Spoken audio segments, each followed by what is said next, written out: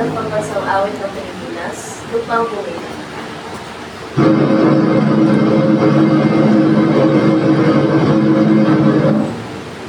Kayang magiging sa sinamahan, alam ng puso sa lingko'y buhay. Lupang pilihan, duwit ka ng magiging, sa malulupin, pinakasisiyo, sa nalabang puno, sa simulan, sa dami ng mga, may binatang tula at awit sa magkayang minamahal. Ang isang ng matawag ko'y tagumpay darating. Ang inuwing na alam na kailan pa may magiging. Luwan ang alam na magkatiwas sila. Buhay langit sa piling mo. Ang ligaya naman may mamahapin. Ang matay ng dahil sa'yo.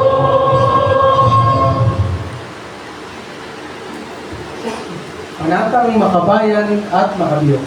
Panatang makabayan at makadiyos. Iniibig ko ang Pilipinas. Iniibig ko ang Pilipinas. Ito ang aking lupang sinilangan. Ito ang aking lupang sinilangan. Ito ang tahanan ng aking lahi. Ito ang tahanan ng aking lahi. Ako'y kanyang kinukupro Ako'y kanyang kinukupro at tinutulungan at tinutulungan upang maging malakas, upang maging malakas, maligaya, maligaya, at kapaki-pakinabang. at kapaki-pakinabang. Bilang ganti Bilang ganti ay diringgin ko ay diringgin ko ang payo ng aking mga magulang. ang payo ng aking mga magulang. At diringgin ko At diringgin ko ang gintong aral ang itong aral ni Amang Scopus ni Amang Scopus na siyang lumikha na siyang lumikha nitong langit at lupa. nitong langit at lupa. Tutok din ko Tututin ko ang batas pangkalangitan ang batas pangkalangitan at batas pangkalupaan. at batas pangkalupaan. Tutuparin ko Tutuparin ko ang aking tungkulin ang aking tungkulin bilang isang mabuting mamamayan, bilang isang mabuting mamamayan, makabayan, makabayan, at masunurin sa batas. at masunurin sa batas. Paglilingkuran ko Paglilingkuran ko ang aking bayan ang aking bayan ng walang pag-iimbot ng walang pag-iimbot at ng buong katapatan. at ng buong katapatan. Sisikapin kong Sisikapin ko maging isang tunay na Pilipino maging isang tunay na Pilipino at magsisikap at magsisikap na maging ganap na anak ni Amang Scopus na maging ganap na anak ni Amang Scopus sa isip, sa isip, sa salita, sa salita, at sa gawa. at sa gawa.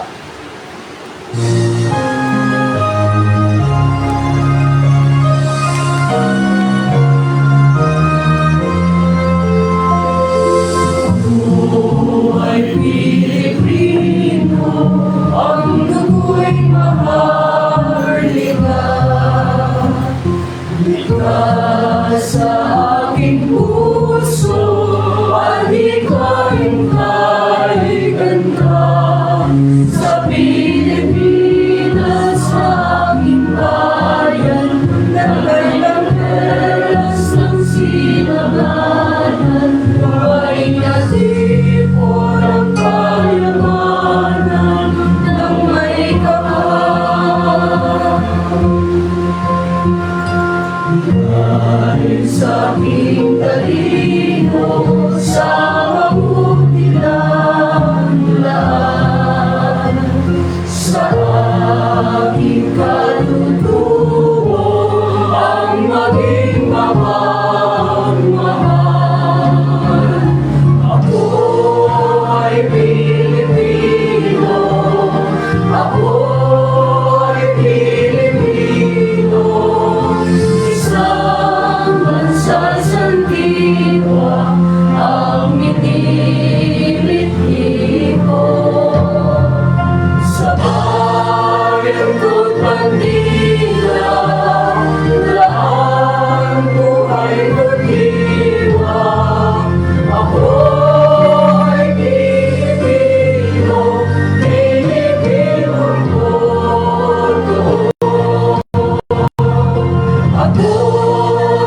Pilipino, ako'y Pilipino, kaso kahit kanino, ang Pilipino ay ako.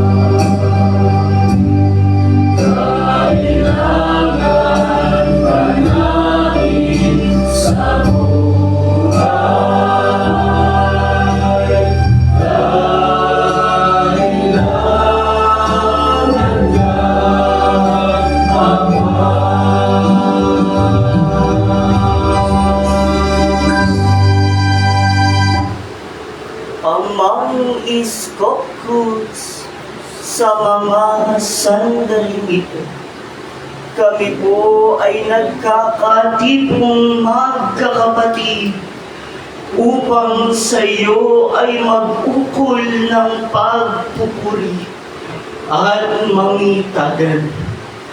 Tuloy pasalamatan sa mga pagpapalang kaloob mo sa amin.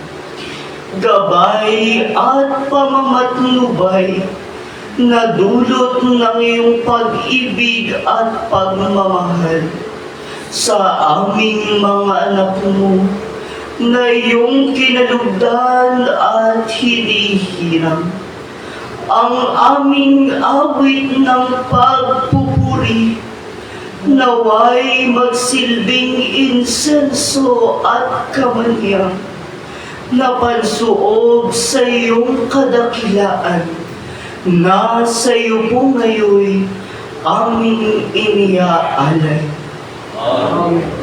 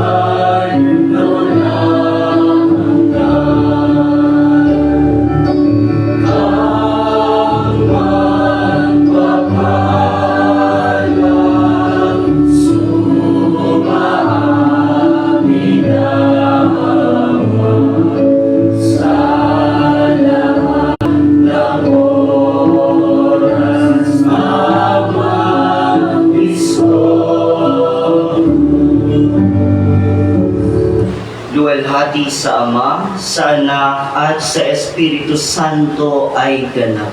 Purihin si Amang Iskop, Sumasa atin ang pagpapala. puno ng biyaya. Dakilain po natin si Amang Iskopus. Papuri sa pangalan ni Amang Iskopus. Amang Iskopus, Amang Iskopus. Dakilain ng iyong pangalang inihayag mo po sa amin. At inapunawa kaming tanglawan at patnubayan na may pagtagumpay ang maipalaganap ang iyong bagong pangalan at ebanghelyo sa buong kalupaan. At makamit po nawa namin ang pamana mong buhay na walang hanggan. Amen.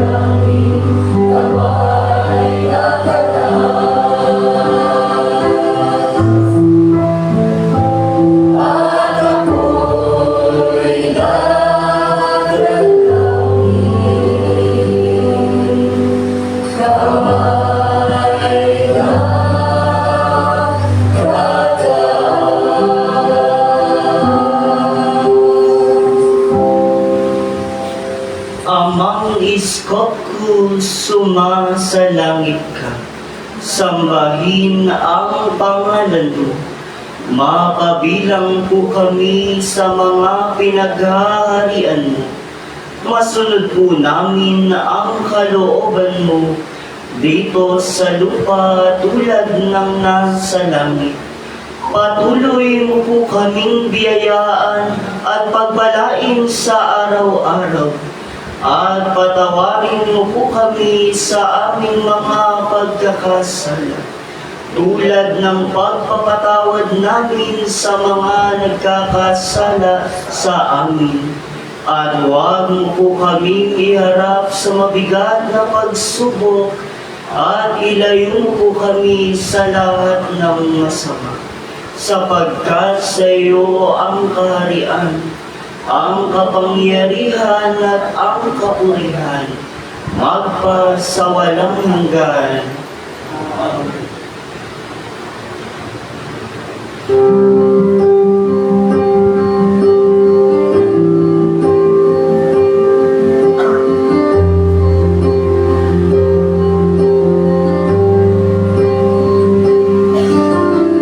Buong bayani, daming pinagmulan, matapat magalang sa sinumpaan, sa kasaysayan.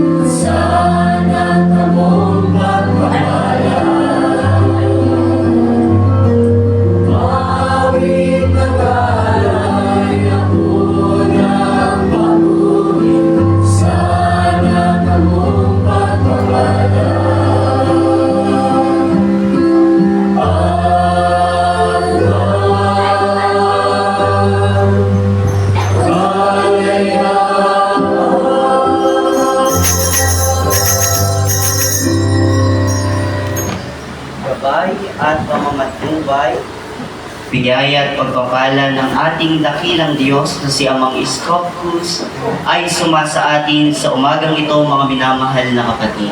Maraming salamat po, Amang Isko.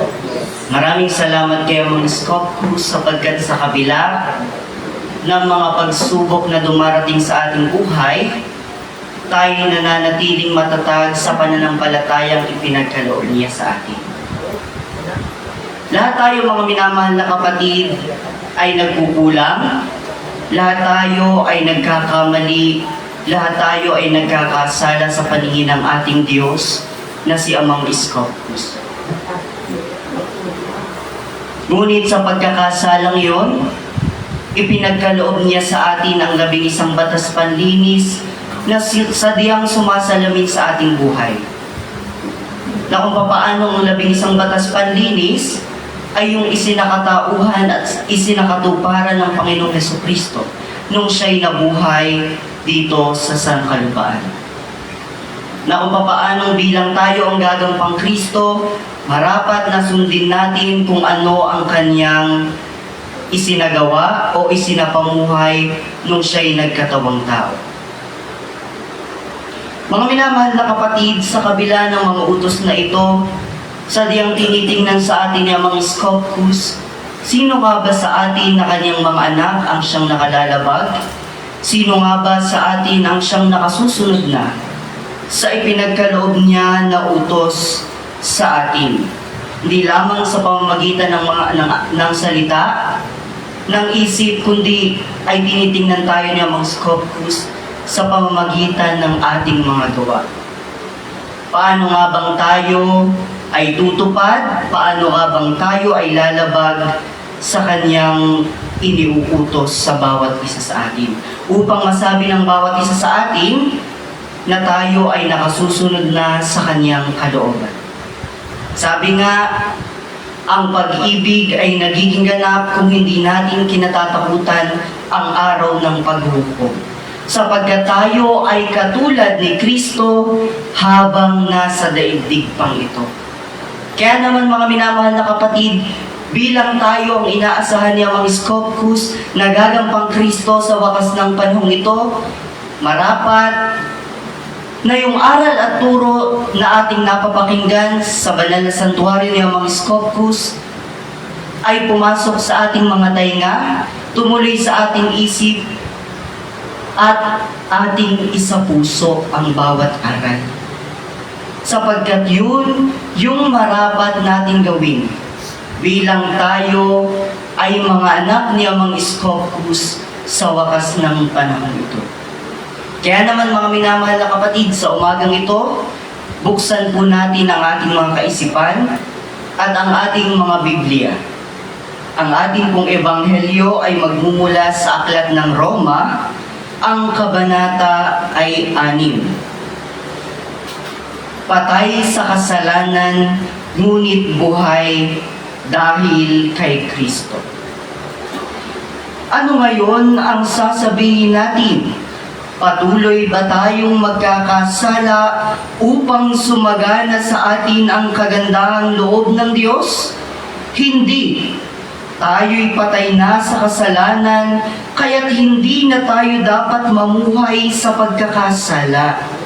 Hindi ba ninyo alam na tayong lahat na nabautismuhan kay Kristo Jesus ay nabautismuhan sa kanyang kamatayan?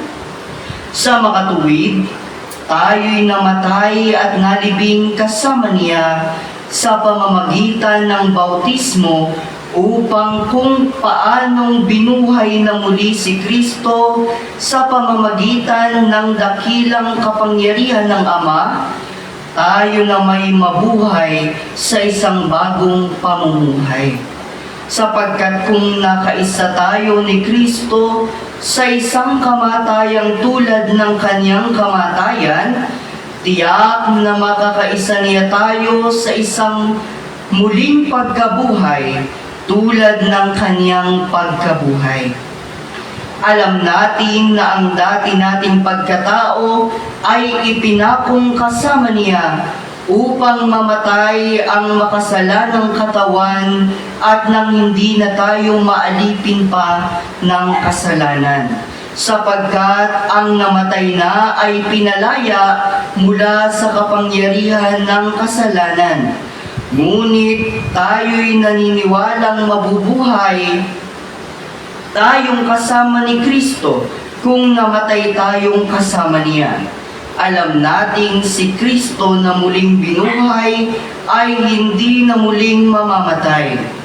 Wala nang kapangyarihan sa kanya ang kamatayan. Nang siya'y mamatay, namatay siya ng minsanan para sa kasalanan, at ang buhay niya ngayon para sa Diyos. Kaya dapat ninyong ibilang ang inyong sarili na patay na sa kasalanan, datapwat buhay naman para sa Diyos sa inyong pakikipag-isa kay Kristo.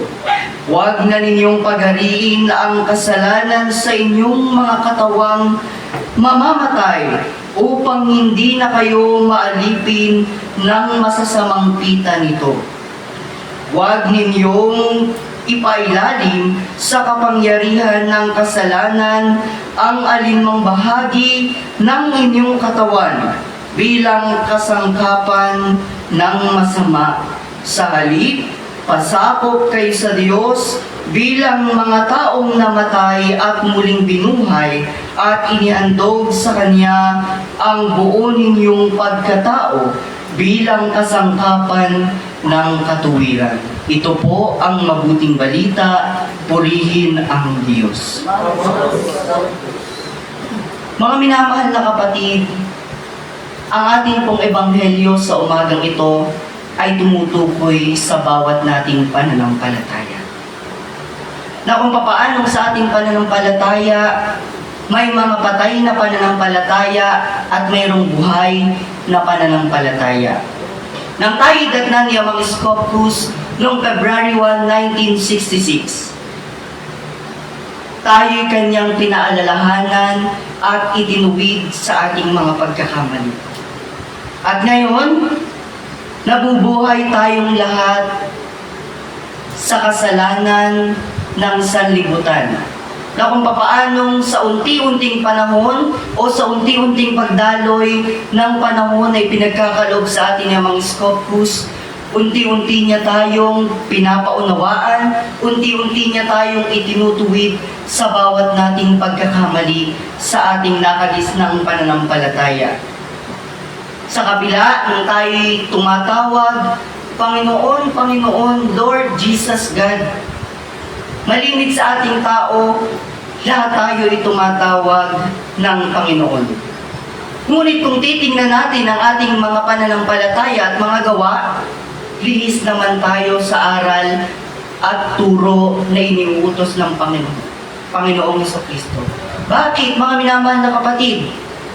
Sapagkat tayo'y napatangay sa karunungan ng sanlibutan. Tayo napatangay sa mga bulaang guro na ang akala natin ay tama sa ating pananampalataya, na akala natin angkop sa ating pananampalataya. Ngunit nang dumating si Amang Scopus sa ating buhay, sabi sa banal na kasulatan, pagdating ng Espiritu ng katotohanan, tutulungan niya kayong maunawaan ang buong katotohanan.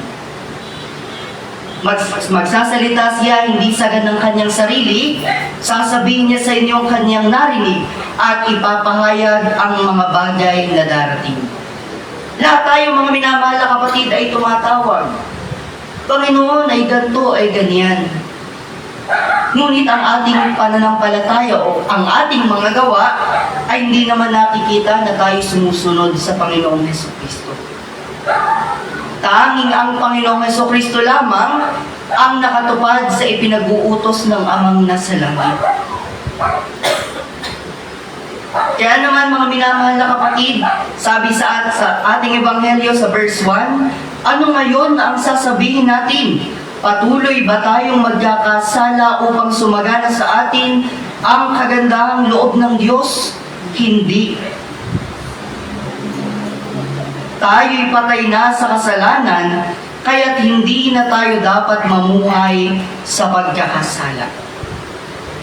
Mga minamahal na kapatid, ito'y pinapaunawa sa atin ni Pablo na kung papaano sa kanyang sulat na ito sa mga taga-Roma,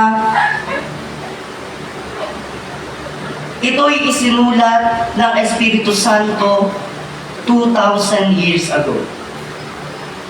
Kaya naman mga minamahal na kapatid, ito'y pangangaral ni Pablo sa mga taga-Roma upang silang mga taong nabubuhay noong mga panahong iyon ay hindi na muling bumalik sa pagkakasala. Upang sila'y makalimot na sa pagkakasala, mga minamahal na kapatid. Upang yung dati nilang pamumuhay ay talikdan na nila at mamuhay sila ng matuwid sa daan ng Panginoong Jesucristo. Kaya ngayon, bagaman tayo, mga minamahal na kapatid, ay sumasamba na sa Espiritu Santo at sa katotohanan. Unti-unti tayong binubuhay niya mga Scopus sa ating mga namatay na pananampalataya noong panahon ng ikalawang misteryo. Ngayon, tayo sumasapit na sa ikatlong misteryo. At ngayon, sa ikatlong misteryo, hinahanap na ng Ama sa kanyang mananambana si sambahin sa Espiritu Santo at sa katotohanan. Kaya naman mga minamahal na kapatid, sikapin ng bawat isa sa atin na magising sa tunay na aral na ipinapaunawa sa atin ni Amang Scopus sa araw-araw ng ating pamumuhay. At salamat dahil sa gandang loob ni Amang Scopus, patuloy niya tayong pinapaalalahanan. Patuloy niya tayong pinagbibilinan. Sapagkat ito ay kabilang sa pag-ibig ng isang ama sa kanyang mga anak. Bilang pagmamahal niya sa atin na kanyang mga anak, hindi niya tayo pinababayaan. Hindi niya tayo hinahayaan na sapitin yung daan patungo sa kadiliman. Kundi ibinabaling tayo niya mga Scopus patungo sa kaliwanagan. Kaya naman mga minamahal na kapatid, bagaman tayo'y mga patay ng datnan niya mga Scopus, binubuhay tayo sa pamamagitan ng kanyang turo at pangaral. Tayo nabuhay muli dahil pinapaalala ni Amang Scopus yung aral at turo ng Panginoong Jesucristo. Ano yung aral at turo ng Panginoong Jesucristo? Ang 11 batas panlinis, kalakip ay ang 7 handog na ipinagkaloob niya sa atin. Sapagkat ito yung isinakatauhan at isinakatuparan ng Panginoong Jesucristo. Wala sa Panginoong Jesucristo ang kapalaluan, ang kataasan, ang kaharutan, ang karamutan, init ng ulo, ngit-ngit sa kapwa-tao.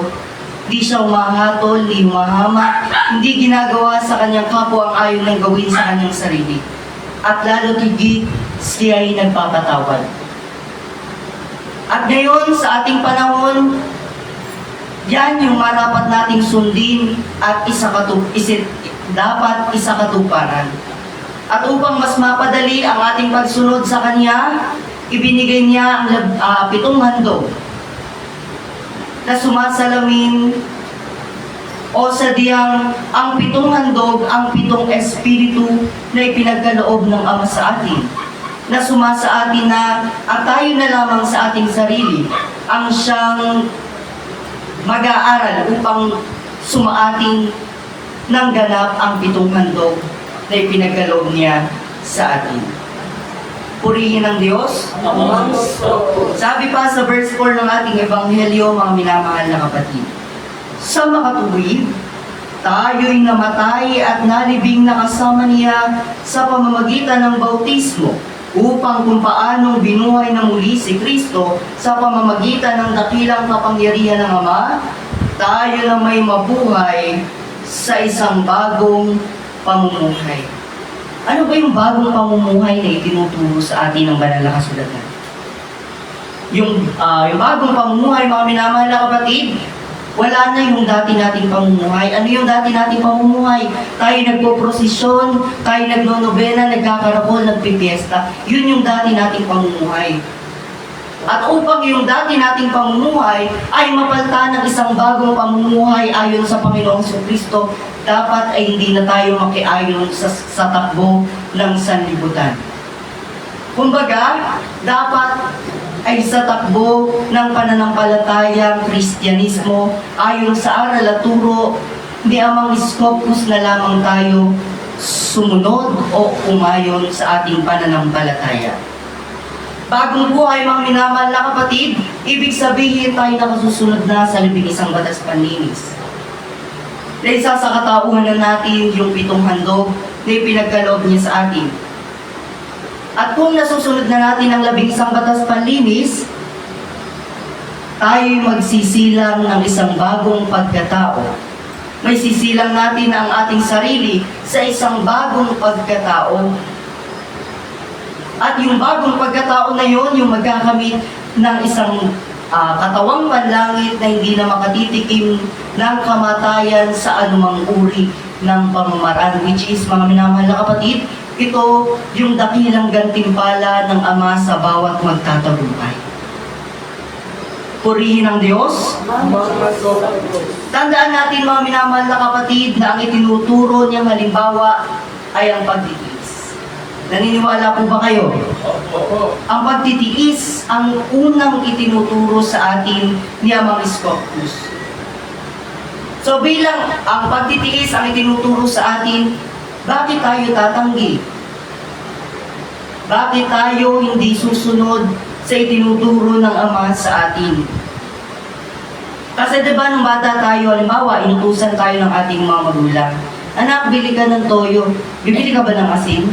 Hindi. Sapagkat toyo ang pinapabili sa atin. Na kung papaano, kung isa sa katauhan natin itong itinuturo sa atin, kung papaano pagtitiis ang iniuutos sa atin ng Ama, dapat magtiis tayo gaya ng pagtitiis ng Panginoong Jesucristo. Bakit, mga minamahal na kapatid? Sapagkat marami sa ating tao ayaw na ayaw ng nagtitiis. Marami sa ating tao magtiis lamang ng kaunti agad na dumadaing. Ay, Ama, bakit nangyayari sa akin to? Ama, bakit ganito ang aking buhay? Ganun yung kalimitan na idinadaing nating tao sa Diyos. Sabi nga, walang alipin na nakahigit sa kanyang Panginoon. Ibig sabihin, kung ayaw nating magtiis, ay hindi pwede. Pero lang, mga minamahal na kapatid, kung ayaw nating magtiis, dapat sikapin natin ang ating sarili na magtiis sapagkat tayo ang gagampang Kristo sa wakas ng panahong ito. Bilang tayo ang gagampang Kristo, umaasa ang Ama na tayo susunod sa iniuutos niya sa atin. Bakit ba tayo daing ng daing kapag tayo nagtitiis? Kapag tayo dumaranas sa pagsubok, Ama, ayaw ko na. Ibig sabihin, kapos pa tayo sa karunungan buhat sa Diyos. Ibig sabihin, kailangan pa nating patuloy na mag-aral ng Kanyang Ebanghelyo. Upang sa pag-aaral ng Kanyang Ebanghelyo, matutunan natin yung ipinapaunawa sa atin ng Ama. Bakit ba tayo dumaranas ng pagsubok? Bakit ba tayo dumaranas ng sakit sa ating buhay? Ibig sabihin, sa ating pag-aaral, doon tayo may matututunan. Doon tayo may malalaman patungkol sa ating pananampalataya na ating tinanggap buhat sa Kanyang pagka-Diyos. Ito'y panahon ng pakikipag-isa sa ating Panginoong Jesucristo. Ito'y panahon ng pakikihalintulad sa ating Panginoong Jesucristo. At upang masabi natin na tayo nakikihalintulad sa ating Panginoon, dapat manatili tayong mababa. Dapat manatili tayong nakatapak sa lupa dito sa buhay na ito. At upang masabi natin na tayong mapagpakumbaba, marapat na sundin natin ang 11 batas panlinis, sapagkat iyan ang buod ng itinuro na utos ng Panginoong Hesukristo sa atin. Purihin ang Diyos. Sabi pa sa verse 12, mga minamahal na kapatid, huwag na ninyong paghariin ang kasalanan sa inyong mga katawang mamamatay upang hindi na kayo maalipin ng masamang pita nito. Mga minamahal na kapatid, ano ba yung mahalaga para sa atin? Ang ating espiritu o ang ating kaluluwa o ang ating laman? Ang ating kaluluwa o ang ating espiritu. Kung sa taong makasalanan o makasalibutan, mga minamahal na kapatid, ang sasabihin niyan, mahalaga ang laman.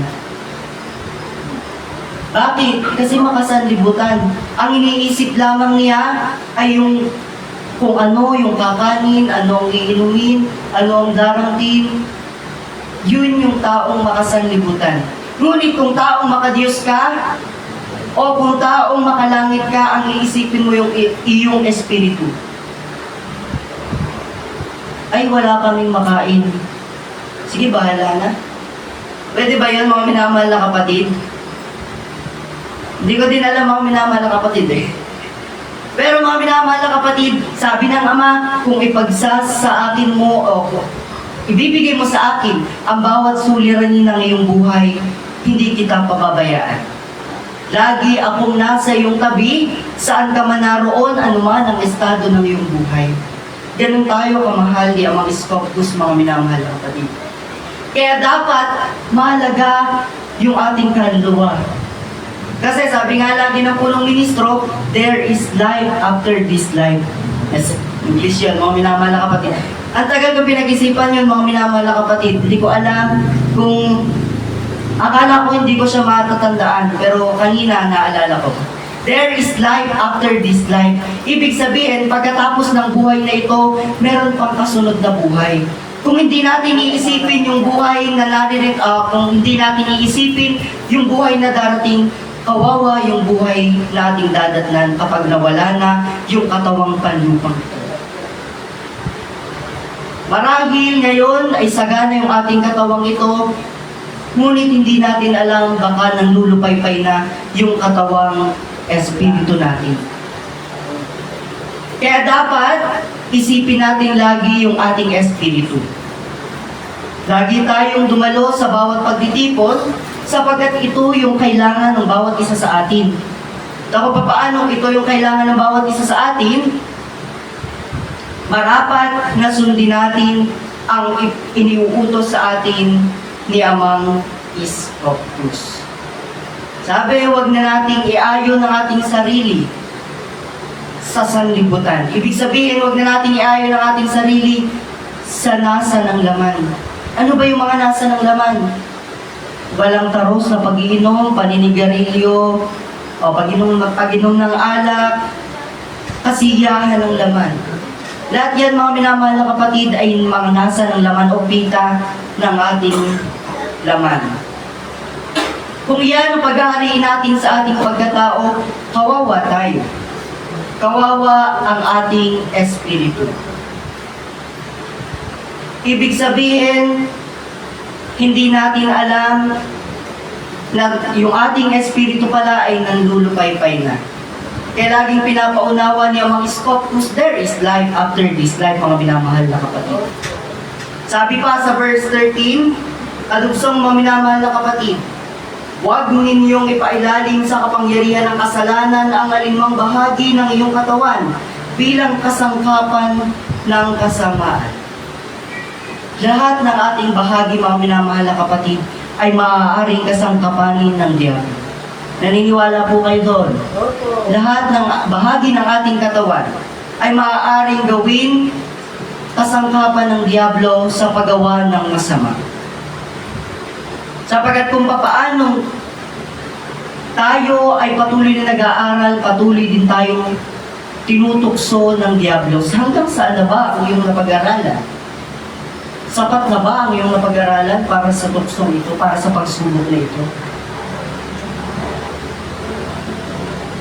Kaya naman, mga minamahal na kapatid, Kahit na sabihin natin na tayo nasa Diyos, kahit na sabihin natin na tayo ay naniniwala nananalig sa Diyos, maaari pa din tayong tuksuin ng Diablo. Ang Diablo, marahil nasa paligid lamang natin yan. Bumubulong-bulong upang tayo magkasala na naman. Ngunit kung ang ating karunungan at kaalaman ay sapat na, hindi na tayo matutukso. Hindi na tayo masusubok, mga minamahal na kapatid. Kasi hanggang ngayon, marami pa sa tao, mga minamahal na kapatid, labag na labag pa sa aral at turo niya mga Diyos. Marami sa ating tao, marami pa ang hindi nakasusunod at nakatutupad sa 11 batas panlinis na ibinigay niya sa atin.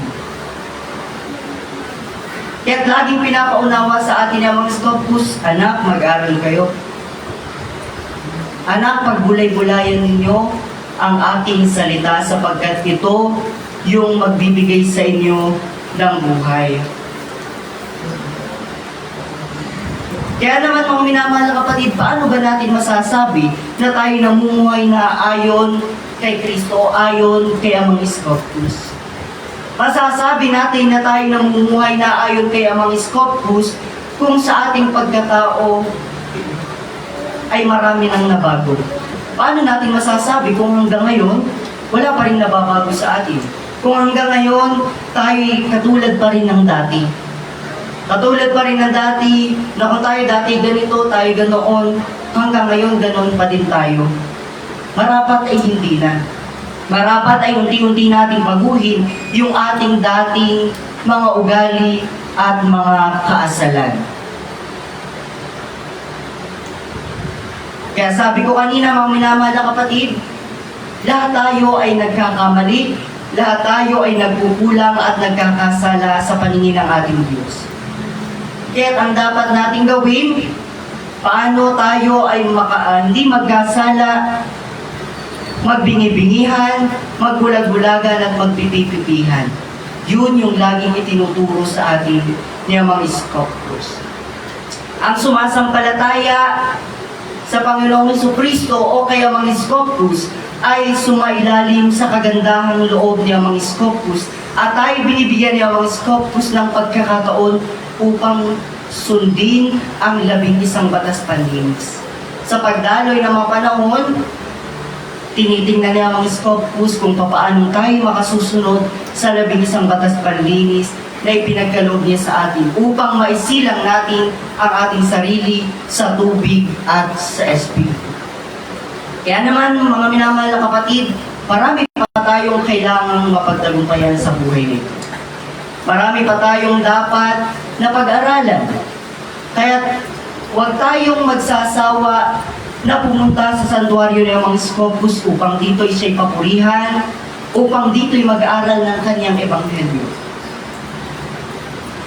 Marami pa tayong kailangan na maunawaan sa buhay na ito mga binamahal na kapatid. Ngunit katatagan ng puso at isipan ang marapat nating pagharito.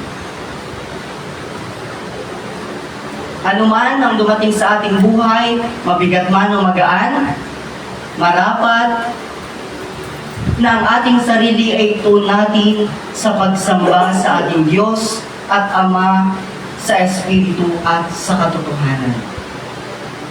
Kaya naman, mga minamahal na kapatid, hanggang dito na lamang po ang ating ebanghelyo sa umagang ito. At para po sa pagpapaunawa, tayo po, pagkatapos ng misa po, banal na misa dito sa Mother Sanctuary, may gaganapin pa pong pagmimisa o banal na pagmimisa sa ating santuaryo doon, Santo Niño 1. Kaya inaanyahan po namin ang bawat isa, mga minamahal na kapatid, na makiisa tayo sa ating mga kapatid sa pagsapit ng kanilang anibersaryo. At sa akin pong pagkakaalam, alas 7 po ng umaga, 8 po ng umaga, ay may jeep na sasakyan mamaya. At kung sino man po ang gustong sumama ay malugod po namin kayong inaanyayahan. Kaya naman mga minamahal na kapatid, inaanyayahan ko na pong magsitayo ang bawat isa para sa pagpapatuloy ng banal na misa.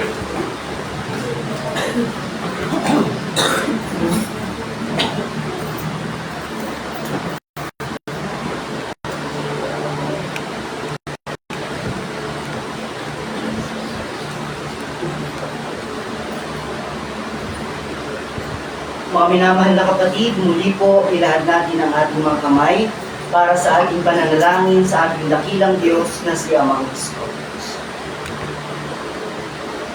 O dakila naming Diyos, Amang makapangyarihan. Amang Iskopus, sa umaga pong ito ay lubos kaming nagpapasalamat. Maraming salamat po Amang Iskopus sa walang sawang paggabay at pagpatnubay sa bawat isa sa amin. Maraming salamat po sa walang sawang pagpapadama ng iyong pag-ibig sa mga biyaya, mga pagpapala na patuloy mo pong ipinagkakaloob. Amang Iskopus, kami po'y patuloy na humingi ng kapatawaran sa bawat naming nagagawang pagkakasala. Maliit man po malaki, mula man po sa aming isip, pananalita at sa aming mga gawa, patawarin mo po ang bawat isa sa amin, sa aming mga pagkukulang at pagmamalabis na naidudulot sa iyong banal na Espiritu. Amang Iskopus, patuloy po namin idinudulog sa iyo ang ama ng bansang Pilipinas na si Ferdinand Romualdez Marcos Jr. Patuloy mo po nawa siyang gabayan at patnubayan, anuman po ang kanyang adhikain at layunin para sa bansang Pilipinas. Nawa ito po ay naayon sa iyong kalooban sa ikagaganda ng iyong inang bayang Pilipinas. Amang Iskopus, patuloy din po namin idinadalangin sa iyo ang aming punong ministro na si Reverend Minister Heriberto Canangtati. Kalakasan ng kanyang pangangatawan, katatagan ng kaisipan ay patuloy mo po nawang ipagkaloob. Gabayin mo rin po nawa siya at patnubayan Ama sa lahat ng kaniyang misyon sa iba't ibang lugarin upang maipabatid at maipaunawa sa tao ang iyong kalooban. Amang Iskopus, kasama ang iyong mga lingkod at hirang sa huling panahon ito. Sino man po Amang Iskopus o anuman po ang dinaranas na karamdaman ng bawat isa sa amin, Amang Iskopus, nawayo iyong haplusin ng iyong mapagpalang kamay ang bawat karamdaman ng bawat isa sa amin. Amang Iskopus, ikaw ang dakilang Diyos sa Espiritu at sa katotohanan. Kaya naman Amang Iskopus, naway gabayan mo po ang bawat isa sa amin sa araw-araw ng aming pamumuhay. Ang lahat ng ito'y samo po namin at dalangin sa pamamagitan ni Kristo Jesus na aming Panginoon at tanging tagapagligtas. At sa kapurihan ng iyong bago at banal na pangalan, Iskopus Kalinis Dinisan, ngayon at magpa sa walang hanggan. Amen. Muli mga minamahal na kapatid, ilad natin ang ating mga kamay para sa pagdarasal ng Credo. Credo in Jehovah, Deum Patrem Omnipotentem, Creatorem Caeli et terra et Credo in Jesum Christum, Filium eius unicum, Dominum nostrum, qui conceptus esti Spiritus Sancto, natos ex Maria Virgine, passus sub Pontio Pilato, crucifixus, mortus, et sepultus, descendet ad inferos, tertia die resurrexit, a mortui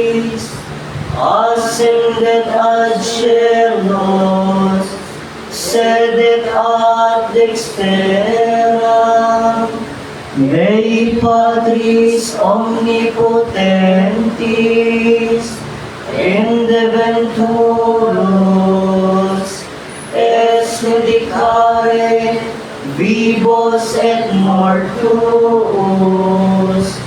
credo in Patrem Scopus, Spiritum Sanctum, Sanctam Ecclesiam Catholicam, Sanctorum Communionem, Remissionem Peccatorum, Carnis Resurrectionem, Vitam Aeternam.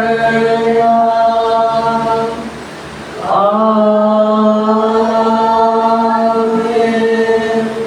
In nomine Patri et Filii et Spiritus Sancti. Purihin siya mang iskopo, Sumasa atin ng pagpapala, puno ng biyaya.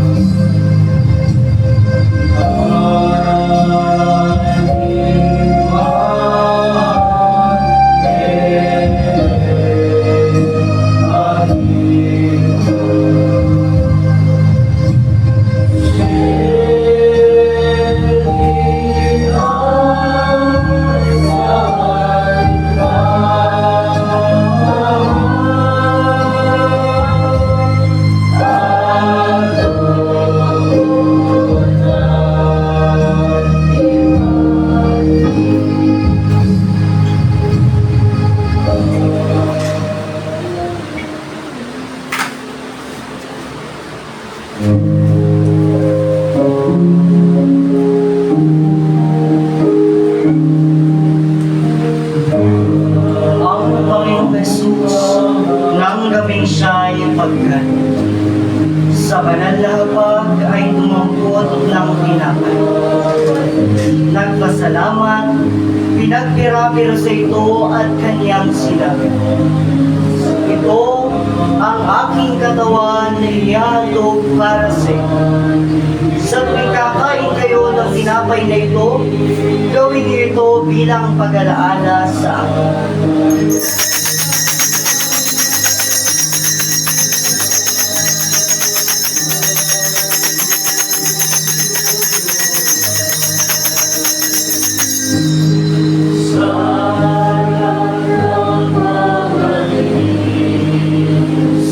Gayon din naman, matapos maghapunan, ay hinawakan niya ang saro at kanyang sinabi, ang sarong ito, ang bagong tipan na pinagtitibay ng aking dugo.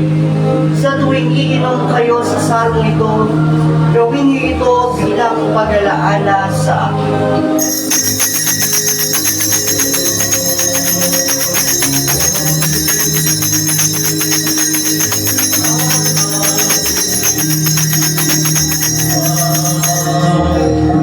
Sapagkat sa tuwing kakain kayo ng tinapay na ito at iinom sa sarong ito, ay pinapahayag ninyo ang kamatayan ng Panginoong Jesus hanggang sa muling pagparito niya.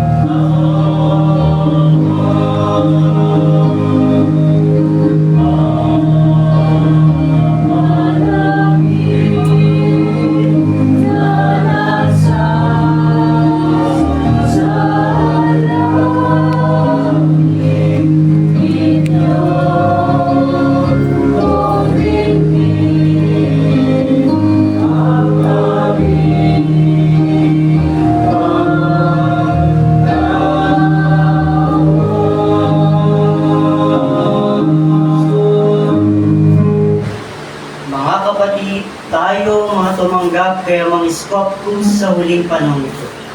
Upang sa ating mga tumanggap ay kaniyang masin ang handang magpakasakit sa pagpapahayag ng kaniyang bagong pangalan. Now is the time.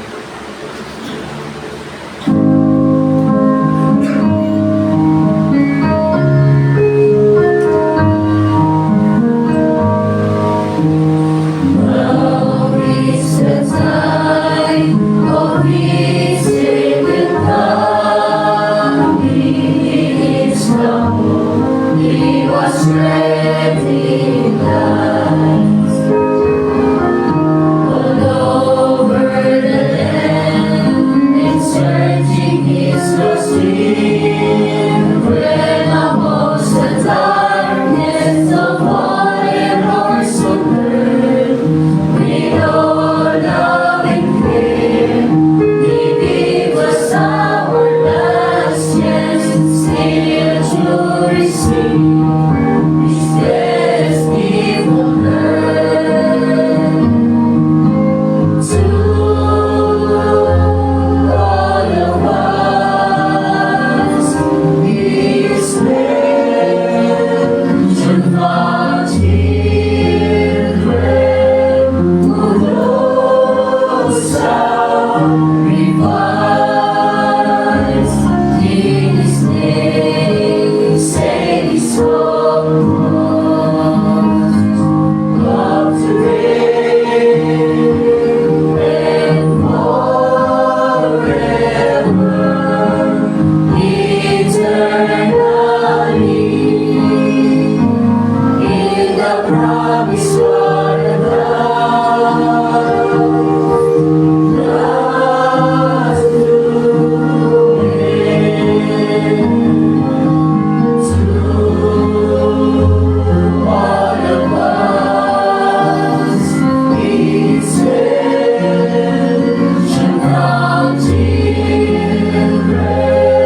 who knows sacrifice. In His name, say His promise of today and forever, eternally, in the promised land of God's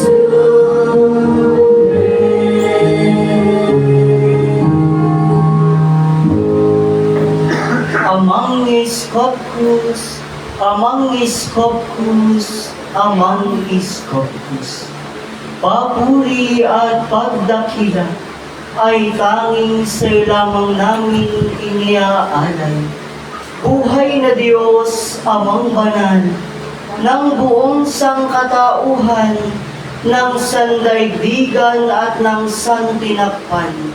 Pinasasalamatan po namin ang wagas mong pag-ibig na patuloy na sa amin ay iyong ibinibigay. Mga pagkakasala na iyong pinatawad, kami naman po ay nagsisikap na makatupad sa kapurihan ni Jesucristong aming Panginoon at aming tagapagligtas, at sa kapurihan ng iyong bago at banal na pangalan, sa Espiritu at sa katotohanan, Scopus Calinis Dinisan, ngayon at magpa sa walang hanggan. Amen.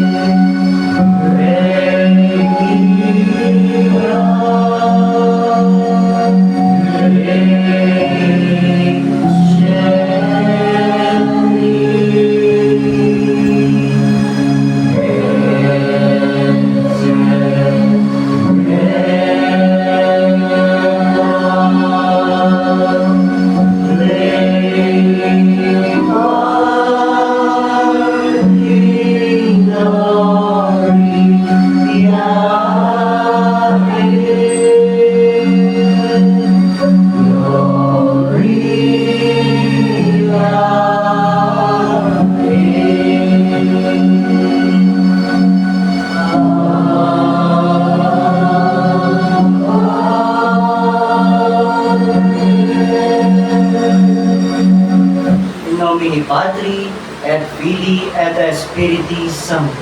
Purihin si Amang Isko. Sumasa atin ang pagpapala. Puno ng biyaya.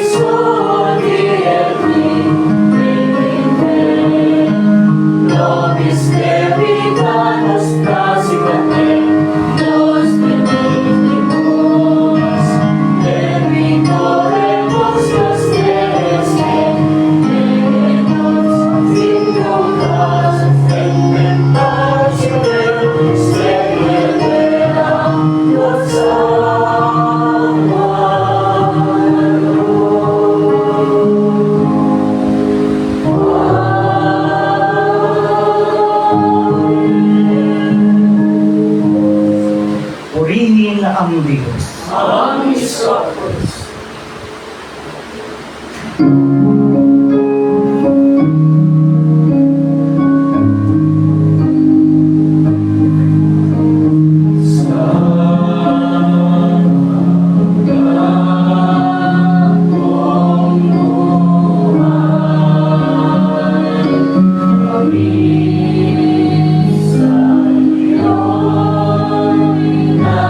Napasamo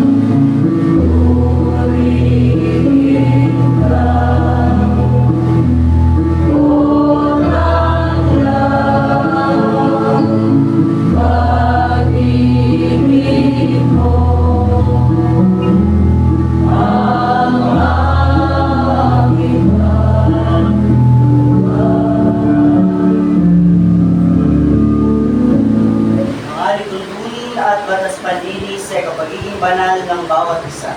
Alisin ang kapalayuan, alisin ang kataasan, alisin ang kaharutan, alisin ang karamutan, alisin ang init ng ulo, alisin ang itid sa kapwa-tao. Manatiling maamo, huwag kahatulan ng kapwa-tao, huwag kahamakin ng kapwa-tao, huwag gagawin sa iyong kapwa ang di mo nais gawin sa iyo, patawarin ang sa iyo ay nagkasal. Ang pitong handog na kaloob niya mga Scopus sa tao.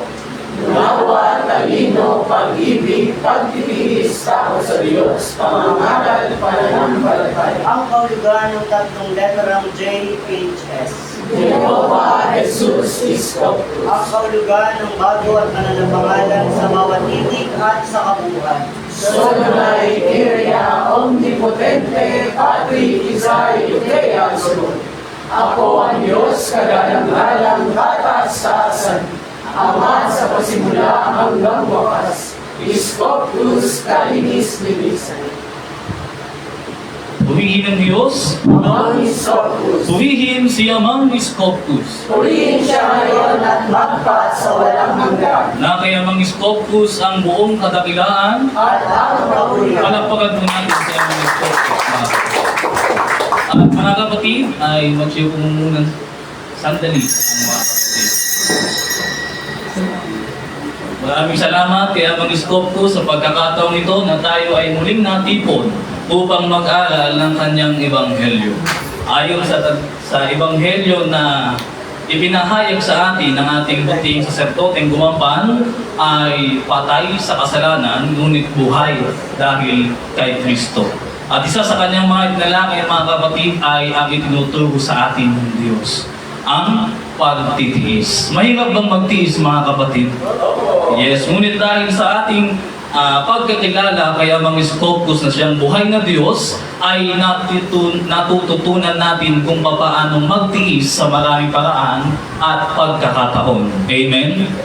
Ito naman yung nagiging dahilan kung paano natin nahuhubog yung ating pananampalataya na kung dati matabi ka lang dyan saglit, masagi ka ng nagtatakbuhan, mapapaos, sure magagalit ka. Pero ngayon kapag nasagi ka, naalimura ka sa labas, mapapapraise the Lord ka na lang. Kasi meron ka nang natutunan na kung paano dapat magtiis. Amen? No, kasi kapag hindi tayo kumbaga wala tayong growth sa ating pananampalataya, mananatili tayo doon sa ating